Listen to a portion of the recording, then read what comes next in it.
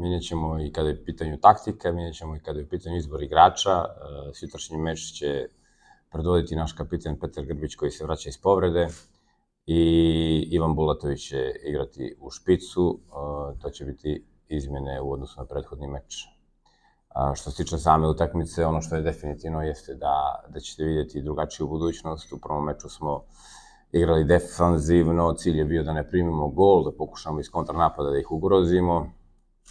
Negdje taj plan je mogao biti ostvariv, da smo bili malo prisebniji u prvom poluvremenu, ali kako god, završena je utakmica za nas sa rezultatom, naravno, koji nam ne odgovara, ali kao što sam rekao, očekujte sutra veče napadačku budućnost od prvog minuta, koju će nositi Huk sa zapada.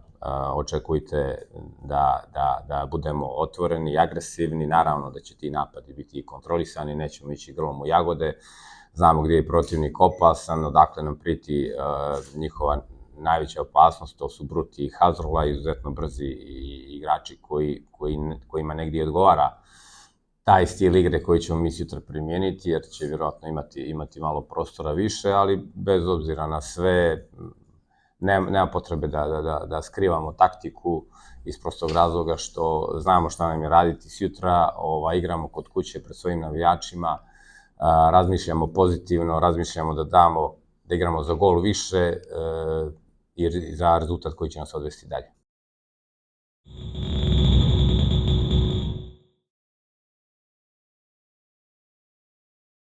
Snašao sam se super, momci su me stvarno prihvatili odlično.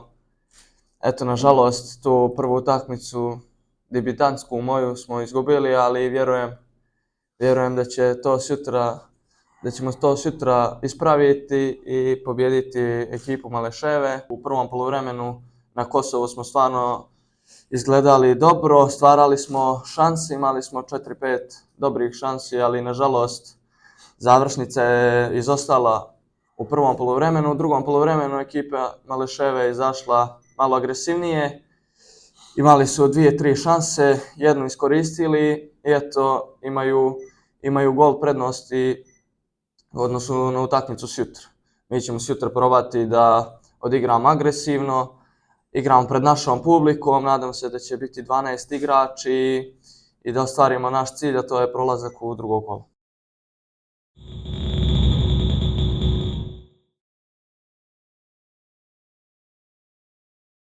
Sigurno da je jedan od uzroka upravo taj što smo imali relativno dosta mladu ekipu, sa 6 igrača koji su startovali ispod 23 godine, znači evo tu je Andrija koji ima 17 pa do 23 godine i vjerovatno nedostatak tih ne možda toliko jakih evropskih mečeva koliko taj pritisak koji evropski mečevi sami sa sobom nose.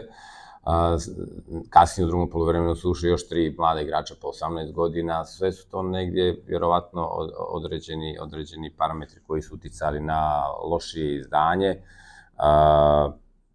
Kao što smo rekli, ja sam u prethodnom obraćanju rekao da smo fizički pali, ali nisam bio do kraja precizan. Fizički jesmo pali, ali znate kako fizika je u velikoj mjeri povezana sa psihologijom. Kada imate situaciju kada pod pritiskom igrate meč, onda direktno taj faktor utiče i na vaše generalno fizičko stanje i objektivno ne možete ni u fizičkom smislu da izgledate onako kako recimo smo izgledali nekim prethodnim pripremnim utakmicama gdje smo možda i više bili umorni. Tako da čisto smatram da je to bio neki mentalni problem koji smo, nadam se, prevazišli. Već sa ovom jednom utakmicom dobili smo svi zajedno na iskustvu više i sutra sa velikim optimizmom dočekujemo utakmicu i nadamo se i pozivamo prvo naše navijače da nam pomognu. Podgorica i budućnost žive za ovakve mečeve, za evropske mečeve. Mogu slobodno reći da su ovo najvažniji i najbitniji mečevi, ne samo za klub, nego i za fudbal uopšte u Crnoj Gori, tako da očekujemo veliku podršku sa tribina, koja će nam puno značiti.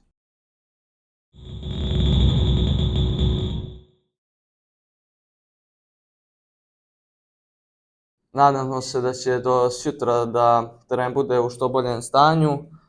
Vidio sam snimak terena, ali eto, nećemo tražiti alibi. izaći ćemo da igramo što bolje i kao što sam prije rekao da dobijemo utakmicu i da prođemo u drugo kolo.